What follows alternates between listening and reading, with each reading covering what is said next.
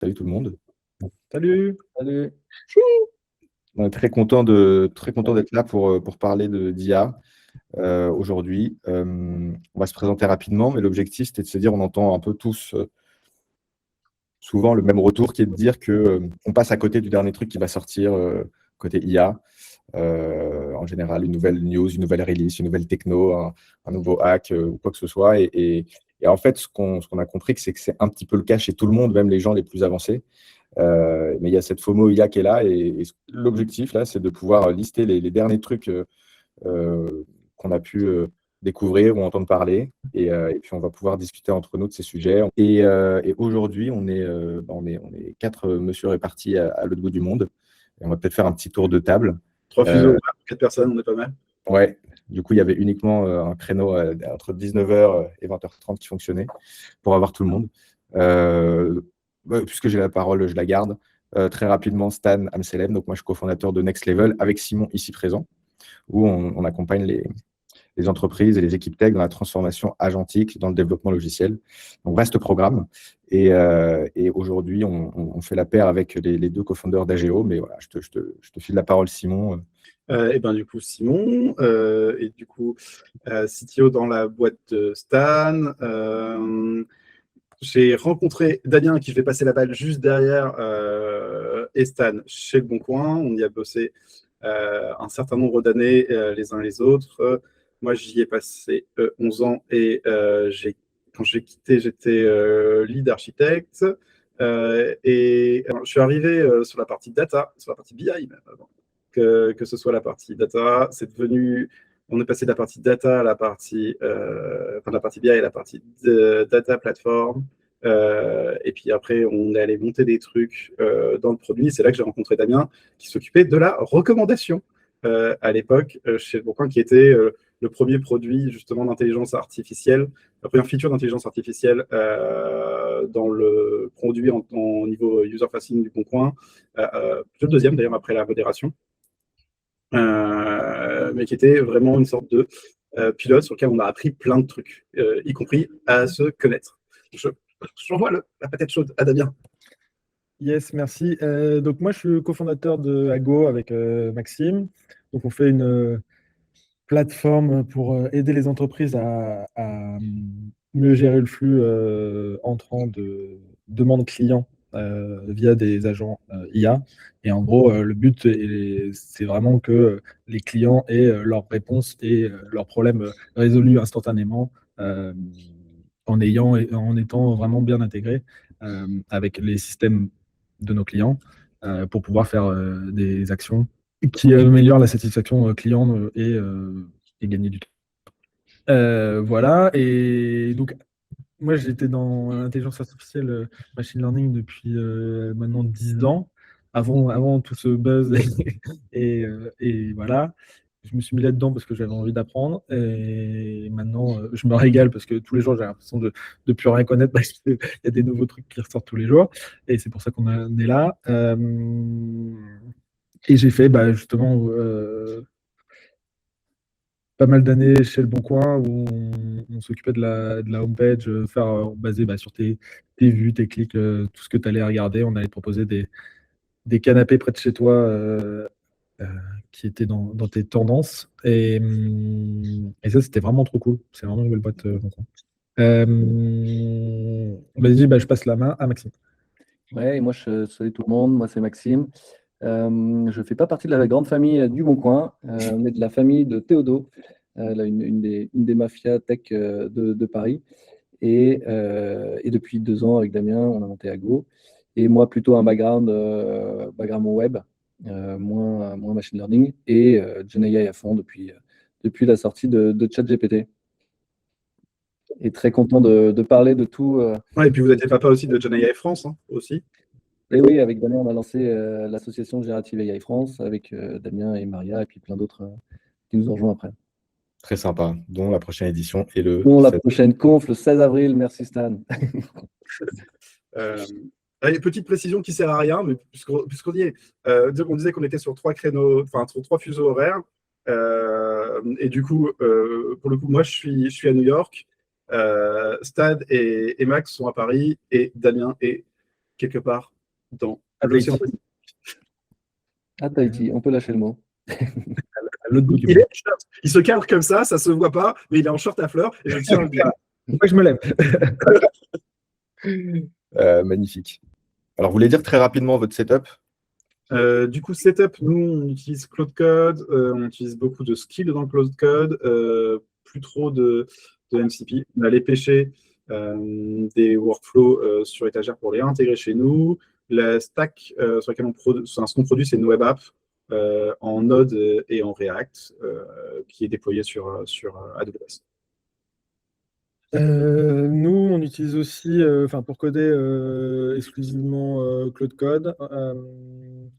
On utilise la surcouche, genre d'IDE conducteur sur Mac, que je conseille vivement, et qui permet de lancer des agents sur un Git worktree dédié. Et donc, ça te permet vraiment de paralyser. Et aujourd'hui, comme la bottleneck, c'est notre temps, si on peut faire d'autres choses pendant que l'agent tourne, c'est cool. On a un front, un back, React, Django. Voilà. Combien de PR release par jour vous faites à peu près? C'est une bonne question. jours. Ça dépend des jours. Max, en gros. En fait, en gros, moi, ma philosophie, c'est que j'ai souvent une grosse feature, deux grosses features dans ma journée. Et par contre, en parallèle, je vais lancer des. J'ai connecté avec Sentry, donc en gros, juste je lui donne l'erreur Sentry qu'on a et j'espère qu'il va la corriger. Je vais. Tous les trucs, Dependabot, autres, tu vois, mise à jour des dépendances, je vais laisser le faire automatiquement aussi. Et donc, ça me permet d'améliorer la qualité intrinsèque du code et de faire du debugging en plus de faire du produit, quoi. Et pourcentage de code généré par IA? Moi, je pense depuis janvier, j'ai pas écrit une seule ligne de code. Ouais, 100%. Et Magnifique. c'est assez. Même, en fait, à partir du moment où je me suis rendu compte que pour changer une pauvre config, je lui ai dit, mets ça. C'est bon. C'est bon, allez, j'arrête. Et un des trucs que j'utilise, pas encore assez, mais pas mal, c'est que j'utilise Whisperflow, là, qui permet de faire du vocal. Et en vrai, ça va un peu plus vite, surtout sur des petits changements, plutôt que de taper. Donc peut-être qu'à terme, je vous dirai même plus, j'ai plus tapé. On repose la question à chaque édition. Ouais, c'est clair, ça marche. Et après, il y a des choses qui sont plus faciles à exprimer à l'écrit. Enfin, c'est plus facile. Oui, je suis d'accord avec toi. Je rebondis juste sur un truc que Damien dit. Je pense que de notre côté, on est vraiment deux devs actifs sur le repo. Et généralement, sur une journée de taf, on va faire entre 2 et 4 PR vraiment de features un peu compliquées. Et on va avoir entre 10 et 20 change, 10 et 20 PR qui sont sur des incréments qu'on voit au fil de l'eau, comme Damien. Ça peut être des trucs purement techniques, ça peut être des petits incréments fonctionnels. Ça peut parfois être des migrations de code qui sont assez larges en termes d'impact, mais qui sont assez déterministes. Donc, il y a plein d'opportunités tout le long du flow, en fait, de lancer des équipes d'agents sur des améliorations produits ou des améliorations techniques qu'on voit au fur et à mesure. Et c'est comme ça que tu arrives à justement cramer plein de tokens. Mais c'est super intéressant. Enfin, niveau de dopamine, en termes de flow, je trouve que la boucle de récompense, elle est très très forte. Et tu peux l'activer de nombreuses fois dans la journée grâce à Claude, en ayant l'impression de bosser, parce que c'est toi qui lui dis quoi faire. Bon, bah, c'est ça dont on va parler, j'ai l'impression. Ouais. Comment en arriver là? Quelle boucle mettre en place? Est-ce qu'on utilise des frameworks qui nous aident à faire ça? Est-ce qu'on se construit le sien? Voilà. Ouais, c'est vraiment intéressant. On a chacun utilisé pas mal, enfin, redéveloppé des bouts de framework et utilisé des frameworks sur étagère qu'on peut trouver sur GitHub, etc. Et le but, c'est vraiment de faire ce retour d'expérience. Est-ce qu'on a appris? Est-ce qu'on conseille? Est-ce qu'on... Tu recommandes? Voilà. Et on va parler de BIMAD, de GSD, de Superpower et de GStack, notamment. On parle pas mal de skills dans nos discussions. Et les skills, c'est une abstraction qui a été proposée par Anthropic qui permet de donner à un coding agent à la fois des instructions sous forme de prompt, à la fois des exécutables, et des éléments qui sont en plus découvrables de façon incrémentale. Et donc, c'est une façon qui est devenue un standard très rapidement de partager une façon de spécifier des tasks à un agent, que ce soit de la création de code ou du workflow de dev ou de la génération de slides ou what else. Donc ça marche, quel que soit l'outil, c'est agnostique de ton IDE, de ce que tu utilises, c'est des concepts qui fonctionnent. Moi, je vois ça comme un script, mais en langage naturel, quoi. Simon, je pense que tu peux commencer sur les workflows et moi, je rajouterais ce que je trouve que JStack apporte en plus par rapport aux workflows que j'ai pu tester. Donc nous, on a pu tester BIMAD et GSD et SuperPower, d'ailleurs, pour le coup. Chaque workflow a une philosophie un peu différente. BIMAD et GSD, c'est vraiment des workflows un peu end-to-end. C'est-à-dire enfin end-to-end, mais qui commencent à partir du moment où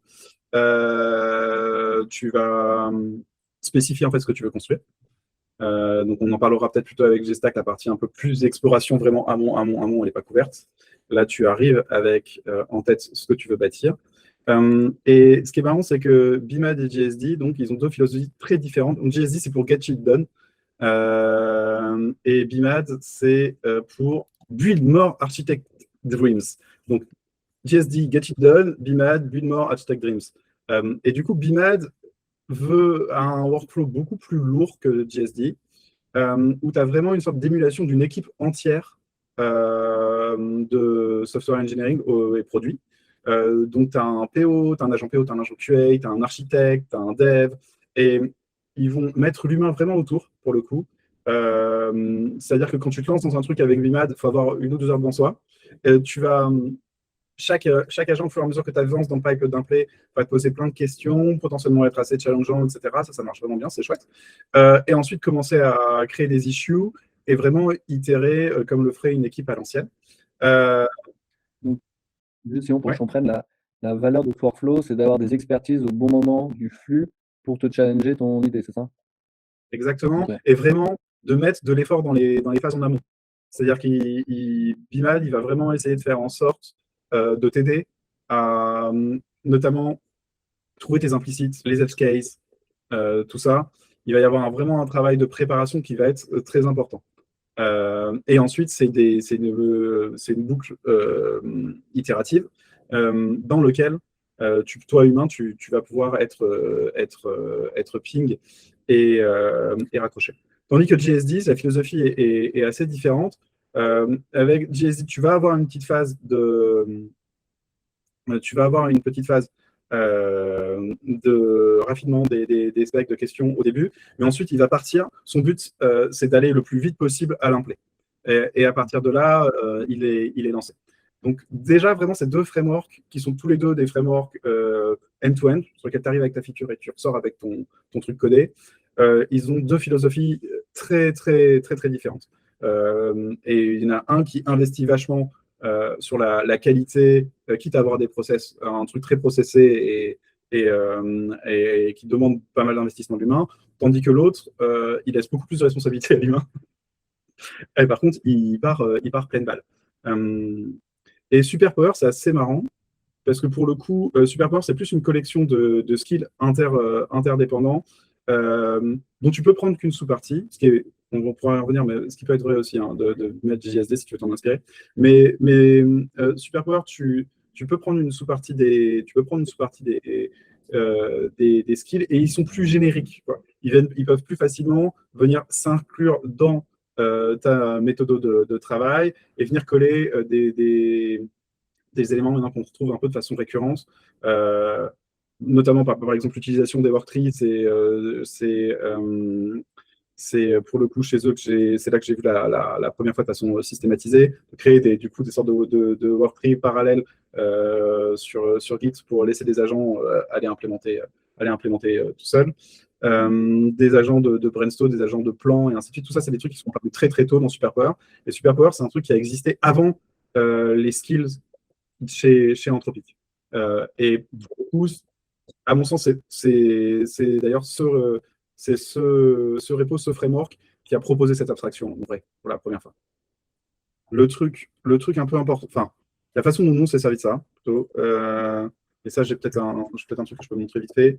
Nous, on s'est servi de ces frameworks-là principalement comme des sources d'inspiration, en se disant, OK, c'est tout ce qui est possible.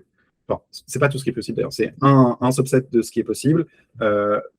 Et en ayant des opinions différentes, on peut arriver à des workflows très, très différents qui ont des caractéristiques sur le code qui sort, etc., qui varient grandement. Qu'est-ce qu'on veut, nous, en fait? Quel workflow de dev on veut avoir avec nos coding agents, et même quel workflow on veut justement sur la partie, c'est ce qui peut faire le lien avec GStack, quelles interactions on veut avec les agents et les coding agents sur la partie produit et réflexion en amont. Ils sont mieux. Est-ce que vous pensez du coup qu'effectivement, dans tous les cas, un des sujets des devs aujourd'hui, c'est aussi de se poser la question de quel est son propre workflow, qu'est-ce qui fonctionne bien pour lui? Est-ce que c'est une question qui est individuelle? Est-ce que c'est un truc que tu dois réfléchir avec ton équipe?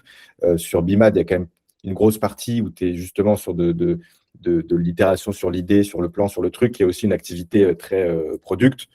Donc, ouais, est-ce qu'il va falloir qu'on trouve tous un peu notre workflow, et ça, c'est des bons points de départ pour s'inspirer, mais qu'en fait, on va construire les choses mais un peu custom, comme aujourd'hui, ta CI, elle est custom à ta boîte et à ton soft et à ton infra, quoi.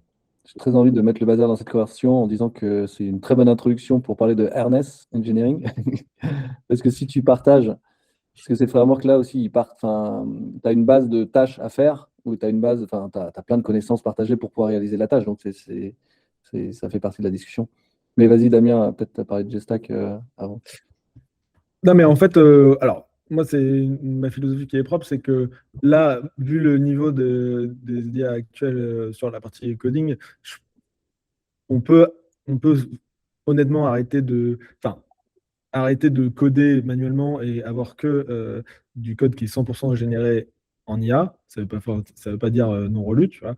Mais la vraie clé, c'est comment arriver à ce que ce soit juste le premier coup ou que tu aies le moins d'erreurs. Et si on considère que on va pouvoir build beaucoup plus vite, est-ce qu'on est en train de build la bonne chose? Et tu vois, pour moi, c'est vraiment ça que j'essaye de craquer en ce moment, c'est est-ce qu'on est en train de build la bonne chose, quoi. Et ça apporte d'autres biais qui sont plutôt cool, c'est que on a beaucoup moins d'affect sur notre code qu'on a généré, puisque c'est pas nous qui l'avons généré et que ça a été généré beaucoup plus vite. Et donc, pour itérer, c'est vraiment top. J'avais pas pensé à ça comme ça. Parce que c'est vrai qu'un des problèmes des devs, et moi le premier, c'est qu'on tombe amoureux de notre code et c'est nos bébés et on n'a pas envie de les. Je suis amoureux de mes Pokémon, hein. Vraiment, c'est-à-dire, pour le coup, donc effectivement, on touche plus de code à la main.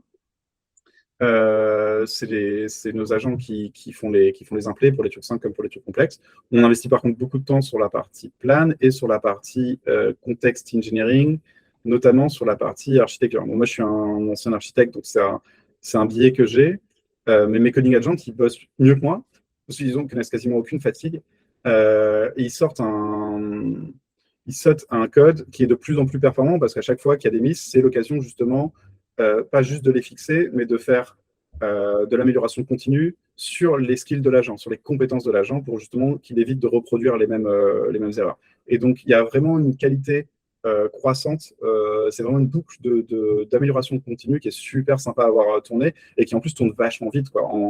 En une semaine, on peut avoir fait 5, 6, 7 itérations sur les jeux de compétences qu'on donne sur la partie de code.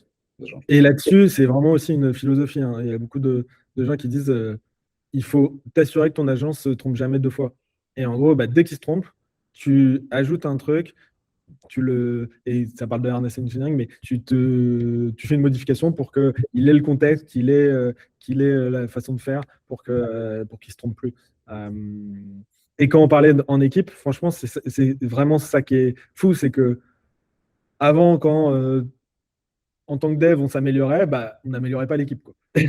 Et on pouvait après partager, etc. Mais tu avais un temps qui était assez fou. Là, n'importe quel dev de ton équipe qui passe du temps sur une feature, etc., qui apprend des choses, il peut le mettre dans la connaissance globale.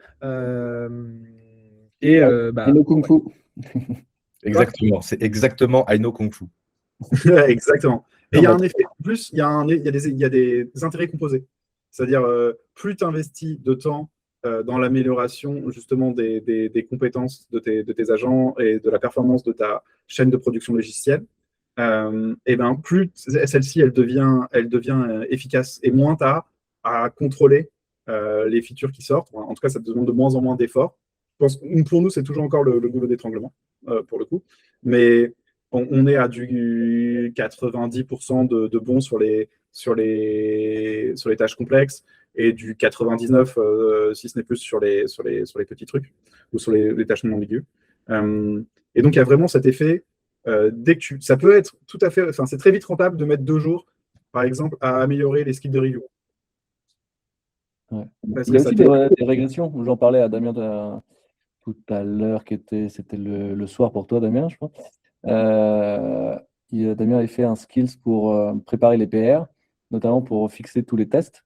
Et là, ça fait 2-3 jours qu'il y a quelques PR avec des tests cassés, quoi.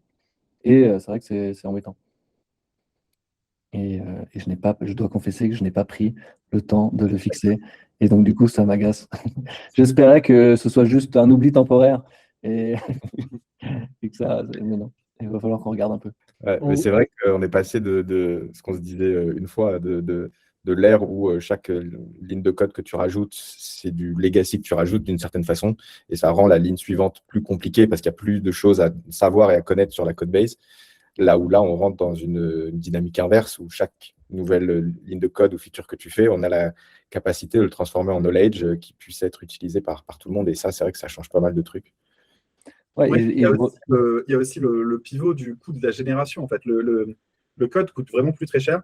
Ce qui demande de l'énergie et du temps, c'est justement toute la partie donc factory, dev factory, et la partie spécification, etc., découpe en amont. Mais la génération de code en elle-même, elle est très peu chère. Et du coup, ça a plein d'impacts assez marrants, du genre, il y a des features qu'on code 3 fois, parce que justement, par exemple, on se pose des questions sur l'archi ou sur le fonctionnel. Et du coup, plutôt que d'incrémenter une PR qu'on a ouverte, etc., on va juste la tuer, repartir, rechanger les specs en complétant justement avec les éléments qu'on a vus, et régénérer, et parfois générer un même truc sur 3 branches en même temps différentes, avec 3 plans d'implémentation différents, et prendre le meilleur des 3. Ça, c'est des trucs que je trouve assez chouettes, en fait. Et on n'a pas fini sur le. Enfin, moi Damien, tu m'as fait réaliser un truc tout à l'heure, hein, sur le fait que comme on est moins attaché à notre code, on peut plus facilement le supprimer. Et ça, c'est vrai pour les techs et aussi les PM, parce que quand tu travailles sur une feature, tu n'as pas envie de l'enlever. Alors que une des choses que beaucoup de gens ratent, c'est le fait de ne pas assez enlever de feature pour clarifier son produit, quoi. Ouais, j'ai un copain qui avait introduit la notion de tête produit en miroir de la tête technique. Voilà, il est assis parmi nous. Ça, c'était un de mes gros combats. Parce que, en fait, tu vois, tu discutes avec le produit et il teste une nouvelle feature, on met des loggings, des trucs, des métriques, tout ça, et on se rend compte que c'est pas mieux. Ok, c'est pas pire, mais c'est pas mieux. Et ben, en fait, ok, juste pourquoi on le garde, tu vois. Enfin, si personne l'utilise, si c'est pas. Et après, tu te retrouves avec un site où c'est ce que j'appelle la bataille des pixels. C'est que en fait, tout le monde a envie d'être mis en avant sur le site, mais en fait, le nombre de features sur un site, elle est limitée, ou enfin, en tout cas, la place est disponible et limitée. Et en fait, tu es obligé d'aller négocier avec d'autres équipes, d'autres trucs pour leur dire, mais en fait, le truc que vous avez fait coder il y a 1 an, 2 ans, ça ne performe pas tant que ça. Est-ce qu'on pourrait le renlever? Et en fait, tu as quand même de l'affect avec tout ce que tu as fait, qui est dur, et c'est beaucoup plus de l'humain que du pragmatisme, et c'est dur à casser. Et ça va devenir quoi? Parce que si on enlève tous les fronts et qu'on n'a plus que des back-ends, ce sera l'équivalent des pixels, ce sera le contexte. Tu vas tomber amoureux de tes skills, ouais. Et ça, pour le coup, tu auras du mal à les jeter.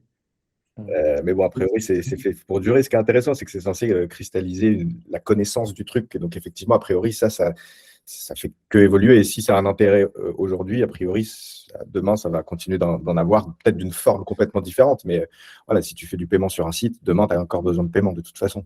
Est-ce que vous avez un peu une conclusion ou une reco à faire? Enfin, je sais pas si on avait prévu de faire ça, mais je pense que c'est intéressant Ouais. que toi, Damien, tu as essayé pas mal le framework. Tu étais assez fan et je crois que tu es aussi frisé. Ouais, non, il est subjugué par la qualité. Mais je sais que Damien l'a testé depuis 2 jours et il me dit il faut que tu l'installes, c'est top. Toi, Simon, il y a un des frameworks que du coup tu pourrais ne plus t'en passer ou... Alors, nous, pour l'instant, on a tout réécrit, enfin, pas réécrit. Ce qu'on fait aujourd'hui, c'est on est parti de on est parti du workflow qu'on voulait. On a fait un workflow sur Miro. Et de là, on s'est dit, OK, qu'est-ce qu'il faut à chaque étape? Et ensuite, on allait regarder on allait reconfronter à ce qui existait sur étagère. On avait déjà mis les mains dans GST, BIMAD et ainsi de suite. Et justement, on disait, OK, comment prendre un peu de recul? Et donc, on est parti de, OK, comment est-ce que ça se passe quand on réfléchit à où on va vouloir aller niveau produit, la partie DDD dès le départ, la strat, comment est-ce qu'on explore, comment est-ce qu'on utilise les patterns. Chez nous, par exemple, on fait beaucoup d'event storming ou d'exemple mapping. Comment est-ce qu'on utilise ça avec des agents pour ensuite facilement le descendre dans des specs. Et ensuite, comment est-ce qu'on pilote ça? Comment est-ce qu'on crée nos issues? Comment est-ce qu'on veut que les critères d'acceptance soient formulés, notamment pour que les agents puissent tester eux-mêmes, et ainsi de suite. Et ensuite, comment est-ce qu'on rentre dans le flow de dev? Et là, chez nous, il y a grosso modo, ça, je ne sais pas si ça se voit, mais il y a 2 branches principales. C'est-à-dire que quand tu crées une issue, quand tu crées un nouveau ticket, on va se poser la question de savoir s'il est faisable automatiquement ou pas. Faisable automatiquement, ça veut dire soit complexité basse, soit ambiguïté basse. Et sinon, si tu as un truc qui est soit ambigu, soit complexe et qu'on veut accompagner, on a un pass où on optimise pour bosser en pair avec le coding agent. Et on va beaucoup itérer sur la partie plan, sur laquelle il va pouvoir s'appuyer sur des skills qui lui décrivent comment on bosse, mais aussi comment le métier est organisé. Et ensuite, on va populer des équipes d'agents qui vont implémenter le plan, on va échanger, tester, et ainsi de suite. Et la branche auto, en fait, c'est un peu tout ça, mais il n'y a pas d'intervention humaine. Il y a un agent qui fait le plan, un autre agent qui le review de façon adversariale enfin, critique, quoi.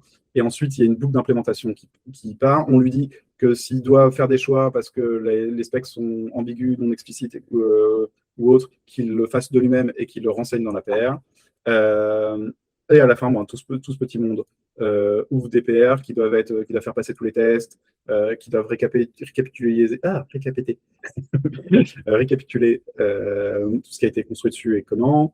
Et nous, c'est à partir de ce moment-là, qu'on reprend la main. Mais le boulot de PR à ce niveau-là, il est aussi très différent de ce qu'on faisait avant. C'est-à-dire qu'on a du coup on a une PR review qui est faite par un autre agent qui va utiliser les skills d'architecture, qui va utiliser sa connaissance du fonctionnel, qui va utiliser ce qu'il y a dans l'issue et les critères d'acceptance de l'issue pour proposer des improvements ou nous pointer des problèmes. Et de là, on va pouvoir relancer d'autres agents pour fixer ces trucs. Et une fois qu'on a fini d'étirer, on merge la PR sur Main. Et l'idée, là, on fait encore passer, tu vois, 95% des trucs par la partie PR, et il y en a 5% qui passent directement sur Main. Nous, on se dit qu'au fur et à mesure que notre usine logicielle elle va devenir de plus en plus efficace, ce 5% de merger directement sur Main, il devrait monter à peut-être 15-20%. Et on devrait réduire le nombre d'opérations humaines sur les PR et aussi la nature de ces opérations. Ok. C'est vrai, un découpage ultra fin de chaque étape du cycle de production et sur ces différentes étapes d'avoir des boucles ou bien de self-review pour les agents ou bien de human review quand il le faut. Ouais. C'est qu'à chaque fois un feedback duquel tu peux tirer des choses pour savoir si tu acceptes ou si tu n'acceptes pas ce qui t'est proposé. C'est tous ces filets de sécurité qui font qu'à la fin, déjà, tu es OK pour te dire il y a une petite partie, même si elle est petite, elle part quand même en auto-commit. C'est pas obvious, je trouve. Et qu'il y a une autre partie où tu vas quand même review avant de release, quoi. Mais c'est plein. Pour répondre à ta question initiale, comme je disais, je suis très très bon en synthèse. Il me faut 45 minutes de monologue pour arriver au point auquel je voulais venir. Tu vois, par exemple, ça c'est la boucle de dev la plus intérieure, c'est le moment où on va faire l'implay. Et on s'est dit, OK, au moment où tu as eu le plan et que tu lances l'implay, on veut que les agents, les sub-agents qui implémentent, ils utilisent nos skills de design de software.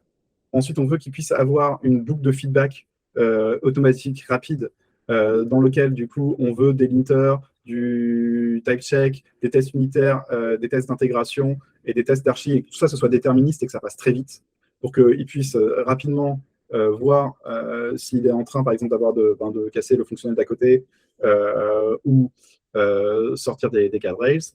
Et une fois qu'il a fait l'implay, on a un agent dans la boucle qui va utiliser le skill de review dont on parlait plus tôt pour aller challenger l'implay déjà au sein de cette boucle, cette itération. Et ce skill de review-là, typiquement, initialement, on utilisait un skill de review qui est dans un des plugins de Cloud Code officiel. Et au fur et à mesure, en fait, on l'a complexifié. Et aujourd'hui, le skill review, Racine, c'est un truc à nous qui va orchestrer à la fois des plugins qu'on avait récupérés chez Cloud Code, le plugin de sécu et le plugin de review, qui sont des skills, et qui va lancer deux autres sous-agents de review d'architecture front et back qui sont basés sur nos trucs à nous. Donc, pour te dire, voilà, nous, on a vraiment une logique de qu'est-ce qu'on voulait faire, et ensuite, on va pêcher à gauche et à droite, on s'inspire. Ce qui est génial, c'est comme c'est du langage naturel, en fait, c'est très facile de dire, attends, je veux faire un skill, par exemple, quand on a voulu faire notre skill sur les worktrees, on allait chercher celui de Superpower, on allait chercher un autre qu'on avait vu sur un repo public qu'on aime bien. On a dit, ben, tiens, est-ce que tu peux me faire un best of two je veux m'en créer un local qui connaît notre contexte. Donc, c'est très facile de se faire c'est très facile, en fait, de se faire du sur-mesure. Et du coup, je pense qu'il faut partir de l'expérience, la DX qu'on veut, et de là, aller pêcher, s'inspirer ou pêcher carrément des bouts de ces frameworks-là. Est-ce que ça répond à ta question, du coup, Maxime? Ouais, c'est bon. Top. Je vais juste reparler vite fait de D-Stack et pourquoi je trouve que c'est complètement différent. Alors, déjà, ça buzz beaucoup sur Internet, même en termes de star GitHub et tout. Enfin, ça a, je sais pas, 2 mois, je crois, et ça a vraiment augmenté. Le truc, c'est que c'est fait à la base par le mec de Y Combinator, et en fait, je trouve que ça change tout dans les questions qu'il te pose, en fait. C'est vraiment super bon sur la partie de te challenger sur mais pourquoi tu es en train de faire ça, quoi. Il y a 2 modes. Il y a un mode office hour où ça prend plus de temps, mais il va te demander tes intentions, est-ce que c'est pour un produit, est-ce que c'est juste pour t'amuser, et il va pas avoir les mêmes critères. Et il va vraiment avoir la capacité de ne pas aller dans ton sens. Et ça, c'est vraiment cool. Tu vois, le skill CEO, là, ça délègue, ça va aller chercher, ça va aller chercher tes concurrents, ça va aller faire ce genre de truc qui est vraiment cool. Et nativement, tu peux, si tu as aussi un compte Codex et autres, challenger ton propre plan avec du multi-agent différent. Et je vous conseille franchement de tester en Greenfield si tu as un nouveau projet, c'est excellent.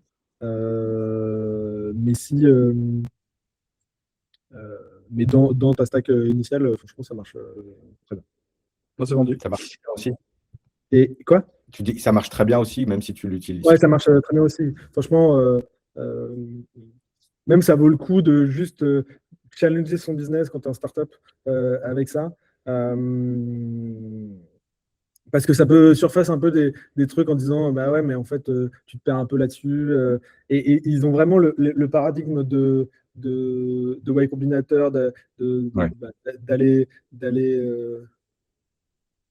voir tes clients tout le temps, etc. Et faire valider ton PMF, tout ça. C'est vraiment c'est opinionated, mais pour les start-upers, je pense que c'est pas mal. Il a encodé tout le knowledge Y Combinator Exactement. dans un truc que tu peux query comme tu veux. Ouais, d'ailleurs, ça me fait penser à un truc. Tu dis ça, c'est que je pense qu'on est bientôt tous des start-upers, quoi. C'est-à-dire que les nouvelles boîtes qui se créent, elles restent avec des toutes petites équipes qui sont super agiles et qui peuvent avoir des taux des rapidités à la production qui sont qu'on ne pouvait même pas espérer il y a 18 mois. Et j'ai l'impression que même dans les grosses boîtes avec fibre un peu tech, vu que la productivité des équipes, elle augmente vachement, moi, je vois beaucoup de boîtes qui disent, en fait, on peut aller attaquer d'autres marchés, on peut verticaliser. Et je vois des systèmes de start-up internes se créer dans des grands groupes comme ça, quoi, pour aller attaquer des marchés annexes ou tester carrément des nouveaux trucs. Et je pense que ce genre de framework, ça peut carrément aider dans ce genre d'exercice. Et un des trucs qui est marrant, c'est que quand tu installes des skills, eux, tu peux activer la partie monitoring. Et en fait, ils ont un genre de sentry de ton utilisation à toi des skills. Et après, ils peuvent, enfin, si tu l'acceptes, avoir des dashboards de combien le skill a été utilisé, ce genre de trucs, quoi, sans avoir accès au prompt. Mais je trouve que c'est cool. Ça peut être même un truc que tu peux mettre en place dans ton équipe pour avoir un peu l'équivalent des Dora métriques, tu vois, genre combien de nouvelles features tu as créées, combien de, tu vois. Ça, c'est un gros truc sur les évals des skills. C'est un gros sujet du moment aussi, il aurait pu être dans la liste. Ouais. Et un des trucs que j'ai vu passer, c'est le CEO de NVIDIA, là, qui explique qu'en gros, lui, même les ingénieurs là, qui sont payés 500K, s'ils ne dépensent pas 250K de tokens dans l'année, c'est qu'il y a un problème, quoi. Et, 200. ouais, et en gros, lui, il considère que si un dev il ne dépense pas la moitié de son salaire en tokens, c'est qu'il y a un problème, quoi. Ah, mais du coup, c'est à la responsabilité du dev de faire cette dépense. Ouais, non. Infer, bébé. Infer. Quoi? Non, mais en pas gros, c'est Infer, bébé. La moitié. Non, c'est vraiment genre, c'est une quantité, quoi. Et quand je vois, quand je vois des boîtes où tu galères à avoir une subscription à 20 balles sur Cloud Code, enfin, juste faites péter les cartes bleues, là, il faut y aller. Je sais pas si vous avez... Je parlais du skill de review d'Anthropic tout à l'heure. Donc, c'est un skill gratuit qui est dans leur plugin. Ils ont fait une version payante vraiment de review hardcore où justement ils brûlent beaucoup plus de tokens. C'est ce qu'ils utilisent en interne et ça revient à 5 à 15 balles la paire. Et eux, ils le font sans y penser. C'est vrai que est-ce que je vais dépenser? J'en fais 30 par jour. Donc, si ça économise 1 heure, en fait, c'est pas cher pour leur salaire. Et soyons clairs, enfin, le boulot aujourd'hui, en tout cas pour nous, le boulot, c'est la review. Pour le coup, c'est la review, c'est d'avoir un niveau de confiance qui est suffisamment haut dans la review. Si tu vends une review parfaite demain, on n'est vraiment pas loin justement de pouvoir toucher la Dark Factory, le truc automatisé de bout en bout. Ouais, review et après vous avez peut-être un deploy super optimisé de votre côté ou rapide. Mais nous oui. le deploy il ralentit quand même pas mal. De rebuild une image Docker à chaque fois avant de la page. En fait, c'est vrai que nous, c'est pas comparable. Je pense qu'on est en train d'infra, on a beaucoup plus simple que vous. On a une web app monolithique. Enfin, ça va vite. Mais ouais, mais c'est aussi un avantage, quoi. Est-ce que de devoir rebuild un Docker, c'est toujours une bonne pratique? Sans doute parce que ça reste rapide, mais ou est-ce que tu fais des trains de release? Enfin, tu vois, on revient au... Et si tout le reste autour est beaucoup plus rapide, ça devient un bottleneck, en fait. Donc, Autant le front, c'est déployé hyper vite. Là, avec Cloudflare, on build, c'est deploy. Et le back, ça prend un peu plus de temps, quoi. Surtout si tu as une petite migration. Hop. Est-ce que vous avez quoi comme runtime? Comme quoi? Est-ce que vous avez comme runtime pour votre back? Du Python. Go. On conclut? On conclut? Ouais. Comment on conclut? Qu'est-ce qu'on a dit? Alors, on a parlé de plein de frameworks. Des retours d'expérience. Est-ce que ça marche pas? Est-ce que vraiment il y a une vérité absolue à cette question-là? Est-ce que ça ne dépend pas de ton contexte, justement, de ton besoin, de comment tu fonctionnes? Et en même temps, Simon, tu allais dire un truc. Oui, il y a une vérité absolue, c'est qu'il faut tester. Il faut que tu testes quelque chose dans ton contexte. Pas tout à la fois, pas forcément même un truc qui est sur l'étagère, je pense que c'est des bonnes choses pour aller chercher de l'inspiration. Mais il faut commencer par une tâche chez soi, soit une tâche simple, soit une tâche sur laquelle il y a beaucoup d'impédance, de friction, et commencer à en faire un skill. Écranter comme ça incrémentalement. Et Mais t'as le côté, il y a énormément de trucs sur l'étagère, il y a plein de philosophies différentes, ça peut augmenter un peu le FOMO pour le coup. Et en vrai, avoir les gains que tu peux attendre à commencer justement à armer ton agent sur ton workflow de dev ou sur ton code, tu sais, retour, tu vas avoir un ROI très rapidement. Et ça peut être sur des tâches en vrai très simples au début. Et donc, je pense que la vérité ultime, c'est commence par un petit truc et commence par un petit truc sur ta code base, quoi, dans ton environnement, dans ton flow. Et après, ce qui était hyper dur dans une organisation tech, c'était la formation des gens. Ça reste un gros sujet. Et les skills, c'est un moyen de partager de la connaissance, pas vraiment entre les humains, mais d'intégrer ça dans les façons de travailler des IA, et donc de scaler les bonnes pratiques de code, en tout cas, beaucoup plus rapidement, quoi. Et donc, du coup, c'est encore plus rentable d'être clean là-dessus et d'investir là-dessus. Ouais. Ça, c'est un code qui est super intéressant qu'on voit chez plein des clients qu'on accompagne, c'est que ça trigger justement des discussions d'assez haut niveau sur l'architecture logicielle qu'ils veulent, sur la façon dont ils veulent faire fonctionner leur CI/CD, et ainsi de suite, y compris dans des boîtes qui ne se sentaient pas extrêmement tech d'ADN.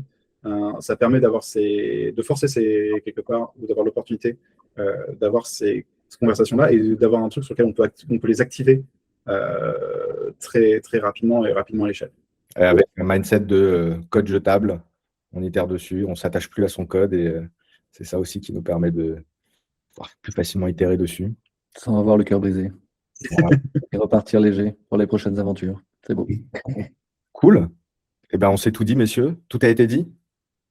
Pas tout, mais une bonne partie. Une bonne partie, il faut pas avoir peur de la FOMO. Par contre, je suis vraiment déçu, on était beaucoup trop d'accord. Donc j'espère que la prochaine fois, on s'engueulera plus. Ok, plus clivant la prochaine fois. On va bien choisir le sujet. Bon, et du coup, au revoir à tous. Merci. Super intéressant. Au revoir, à la prochaine. Salut.